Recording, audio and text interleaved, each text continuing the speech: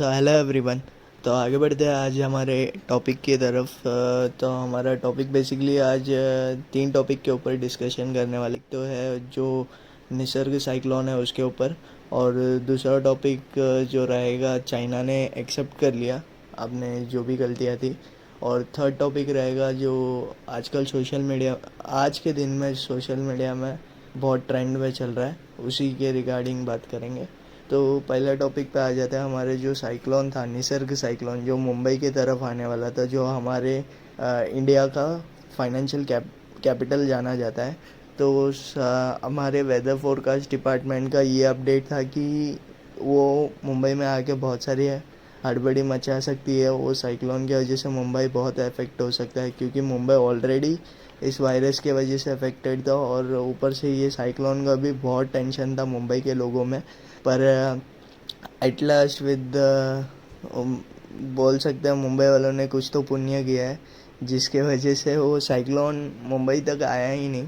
हाँ दोस्तों, मतलब उसके जो हवा थे उसके वजह से हुआ छोटे मोटे चीज़ें, पर इतना जो सोचा गया था उतना नहीं हुआ था। जो हम लोग ने एज़म किया था कि वो आने के बाद इतने सारी चीज़ें हो सकती है, वो कुछ भी नहीं हुए।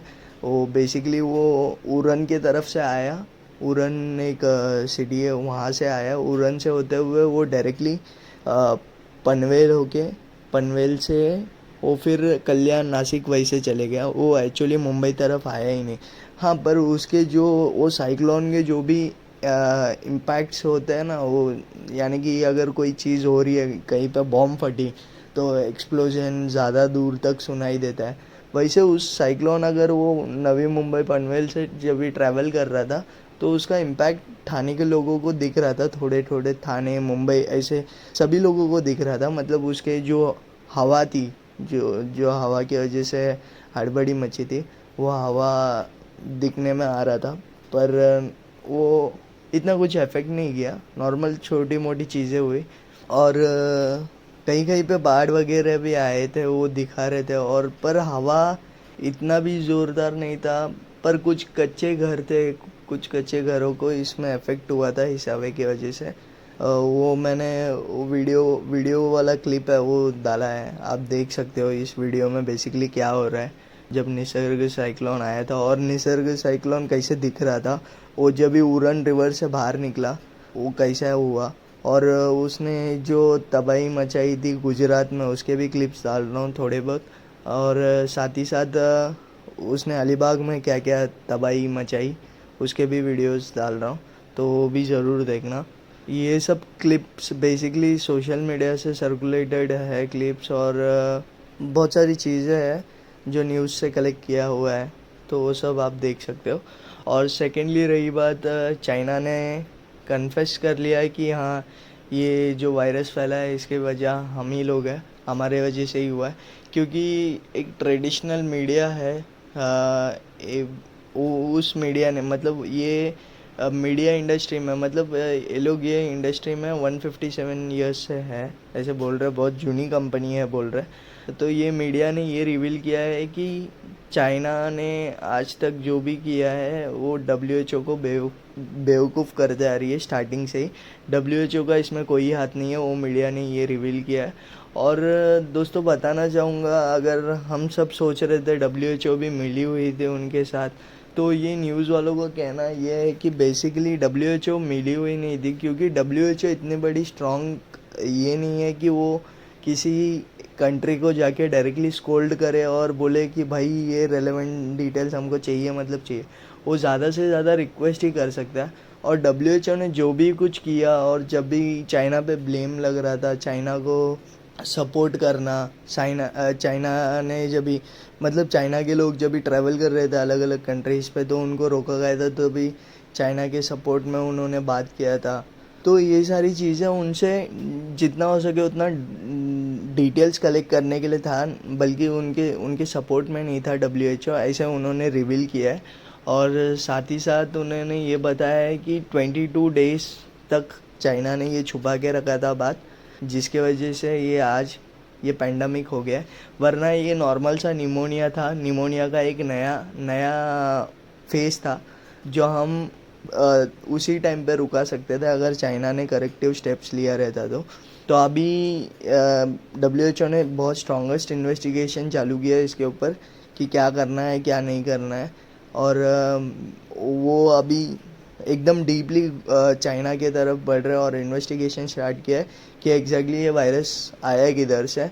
और अगर चाइना के ऊपर है तो ज़रूर इसमें कुछ ना कुछ हंगामा मचेगा, क्योंकि आपको तो पता ही है USA ऑलरेडी पीछे पड़ा है चाइना का। अगर चाइना से आया है पता चल जाता तो सारे कंट्रीज़ के जो भी प्रोडक्शन चल रहे थे चाइना से, गुड्स वगैरह सब कुछ बंद हो जाएगा। फिर नेक्स्ट अपना इंडिया ही रहेगा जो ये सारी चीज़ें संभालेगा। और इंडिया को एक नया फेस मिल गया है सभी कंट्रीज़ के सामने, एक नया चेहरा मिल गया है इंडिया को, जो इंडिया तो ग्रैब कर ही रहा है। स्टार्टिंग में भी मैंने वीडियोस में बताया, जैसे उन्होंने 2-3 कंपनियों को टेक ओवर कर लिया वहाँ से यहाँ पे इंडिया में बिल्ड करने के लिए उनका प्रोडक्शन हाउस, तो वो सारी चीज़ें थी। और थर्ड आ जाते जो हमारे ट्रेंडिंग बात पे हम बात करने वाले थे, सोशल मीडिया पे जो ट्रेंडिंग चल रहा है, जो केरला में इंसिडेंट हुआ था एलिफेंट के साथ, जिसके कोक में एक बेबी एलिफेंट भी था। तो दोस्तों बताना चाहूँगा ये जो न्यूज़ पब्लिश कर रही है वो सब बिल्कुल मत समझिएगा जब तक एक प्रॉपर इन्वेस्टिगेशन नहीं आ जाता है। न्यूज़ अपने TRP के लिए कुछ भी कर सकता है। अभी न्यूज़ ने बताया पाइनएप्पल के अंदर क्रैकर्स रख के उसको दिया गया था वो एलिफेंट को और फोर्सफुली खिलाया गया था। और जब भी केरला से ये अपडेट आ रहा है कि उसको कोई फोर्सफुली खिलाया नहीं गया था, वो एक्चुअली उधर के फार्मर लोगों ने वो रखा था ताकि वाइल्ड एनिमल्स जो आते हैं जंगल से डायरेक्टली वो उनके फार्म को इम्पैक्ट ना करे। इसके लिए वो ट्रेडिशन है, वो लोग रखते आ रहे हैं पहले से। पर ये अचानक से ये इंसिडेंट पहली बार हुआ है। वो एलिफेंट उधर से गुजर रहा था और वो एलिफेंट ने देख के वो खा लिया। इसके पहले भी वो लोग रखते आ रहे हैं। उन्होंने भी बताया केरला के लोगों ने कि हम लोग आज नहीं लगा रहे, पहले से लगाते आ रहे हैं। पर ये इंसिडेंट पहली बार हुआ है। और जो पोस्टमार्टम रिपोर्ट आया है एलिफेंट का, उसमें ये बताया गया है कि एलिफेंट जब वो क्रैकर्स वाला फ्रूट खाया उस फार्म से जो रखा था वाइल्ड एनिमल्स से बचाने के लिए उस फार्म को, तो एलिफेंट ने वो क्रैकर्स खा के पानी में जाके बैठा था, पानी में जाके था। सभी लोग बता रहे थे जब भी वो क्रैकर्स उसके मुंह में फट गया था अभी। तो एक्चुअली बेसिकली वो पानी में जाके 6 दिन से वो एलिफेंट था वहीं पे। और वो एलिफेंट जब भी पानी के अंदर था तो वहाँ के जो फॉरेस्ट ऑफिसर रहते हैं उन्होंने भी नोट किया था एलिफेंट उधर ही पड़ा है।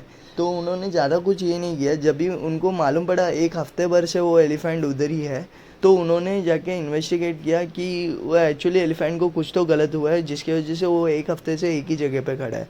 तो बेसिकली दोस्तों ये सारी चीज़ें हम जब तक प्रॉपर एक अपडेट नहीं आ जाता है, हम सोशल मीडिया पे एक पर्टिकुलर स्टेट को हम बहुत बुरी तरीके से आज के दिन में उसको ये करते आ रहे हैं। वहाँ की ह्यूमैनिटी पे हम बात उठा रहे हैं।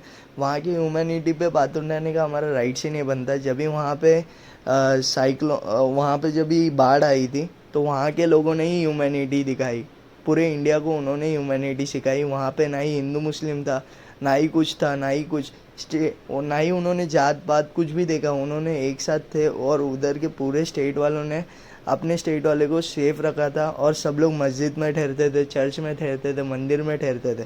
तो ऐसे था दोस्तों वहाँ की ह्यूमैनिटी। तो उसके ऊपर हम बात नहीं कर सकते जब तक एक प्रॉपर रिजल्ट नहीं आ जाता है। मैं नहीं बोलूँगा वहाँ पे वो हाथी के साथ गलत नहीं हुआ था, हाँ वो हाथी के साथ ज़रूर गलत हुआ था। पर दोस्तों अभी के लिए ये एक जस्ट एक्सीडेंट है।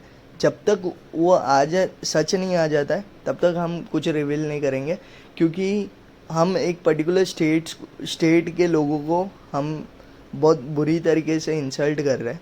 तो वो चीज़ जानिए, इंसानियत सब में होती है यार, किसी को ये नहीं है, क्योंकि उनका ट्रेडिशन है। वो एलिफेंट से उन्होंने वो एलिफेंट को बेसिकली वो प्रेस करते, तो वो एलिफेंट के साथ कभी गलत नहीं करेंगे। तो ये सारी चीज़ें हैं। तो जब तक वो इन्वेस्टिगेशन रिपोर्ट नहीं आ जाता है तब तक हम ये सारी चीज़ें बंद कर देंगे। प्लीज़ अपने स्टेटस में से वो सारी चीज़ें हटा दो। वो सब मीडिया ने अपने TRP बढ़ाने के लिए किया है, ठीक है दोस्तों। तो यही बताना था। जैसे ही अपना इन्वेस्टिगेशन का अपडेट आता है तो तुम्हारे जो भी ह्यूमैनिटी है तुम दर्ज ज़रूर सामने रख सकते हो, तुम्हारे स्टेटस पे रख सकते हो। जब तक कुछ नहीं प्रॉपर तरीके से पता चल जाता है, प्लीज़ ये सारी चीज़ों पे विश्वास मत करो, क्योंकि ऑलरेडी तुम लोग ने देख ही लिया होगा, मीडिया अपने को कोई चीज़ आज तक सच बताई ही नहीं है। हाँ, कुछ कुछ मीडियाज़ है, मैं ऐसा नहीं बोलूँगा सारे मीडियाज़ गलत है। हाँ, उसमें से होते बेसिक मीडियाज़ जो होते हैं सही बताते हैं, और कुछ कुछ मीडियाज़ रहते हैं जो एक मीडिया ने बता दिया है तो उसी को कॉपी करते हैं, और कुछ कुछ मीडिया रहती है जो सच्ची चीज़ बताती है नॉर्मल पब्लिक से। तो ये सब चीज़ें ध्यान में रखो, फिर कोई डिसीजन पे आओ। तुरंत डायरेक्टली ब्लैंकली डिसीजन पे मत आओ। अगर मीडिया ने लिखा है उस बेसिस पे तुम बात कर रहे हो तो वो गलत है। तुमने कोई इन्वेस्टिगेशन रिपोर्ट देखा है तो ये सारी चीज़ें देखो, फिर जस्टिस के लिए जाते हैं। ठीक है, मैं भी ज़रूर आऊँगा उस जस्टिस में, और उस टॉपिक पे हम एक वीडियो बनाएंगे जब उस एलिफेंट का इन्वेस्टिगेशन रिपोर्ट रिवील होगा। ठीक है दोस्तों, तो फिर मिलता है एक नए टॉपिक के साथ। तो मेरे प्यारे देशवासियों, always stay blessed and stay safe. Thank you, love you all.